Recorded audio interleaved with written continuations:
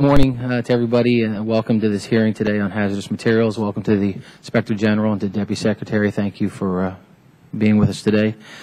The Department Inspector General has raised legitimate concerns about PHMSA's handling of special permits, approvals for hazardous materials transportation practices that fall outside of the normal regulations. And as the Chairman has documented, there are certainly a lot of improvements need to be made at PHMSA, especially in the record keeping and those areas, and that's what this hearing is all about today, to talk about those issues. So I look forward to hearing from PHMSA, the Deputy Secretary, on how they plan to improve the process, including an explanation of the action plan that you've developed to take care of some of these problems. I also look forward to hearing from the Institute of the Makers of Explosives about advances in the safety of transporting blasting materials essential to mining and construction industries. Given the inherent risk associated with transporting materials designed to explode, the industry does have an outstanding safety record. The use of multi-purpose bulk trucks, or MBTs, allows the industry to move a wide range of materials necessary for blasting operations in the same vehicle, thereby reducing the total number of vehicles carrying hazmat over the highways. And remarkably, these MBTs have never caused a single injury or fatality in transportation. And I think we need to strike a balance in hazmat transportation policy between making sure that appropriate safeguards are in place, while at the same time being careful that we do not unnecessarily burden the workhorse industries of our economy.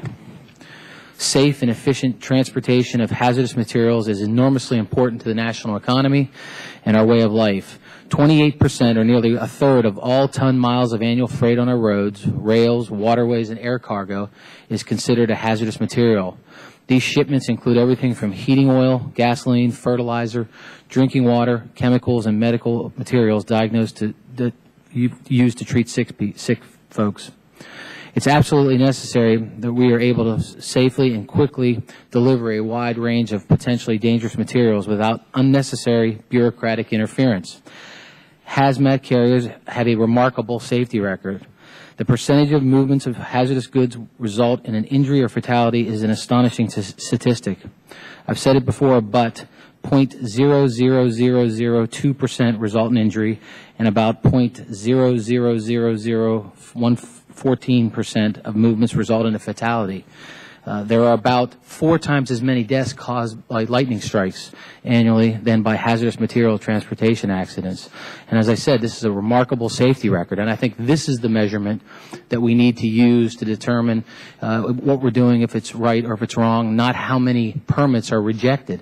I think using that as a measurement is a false sense of what an agency is doing and an industry is doing and how it's performing.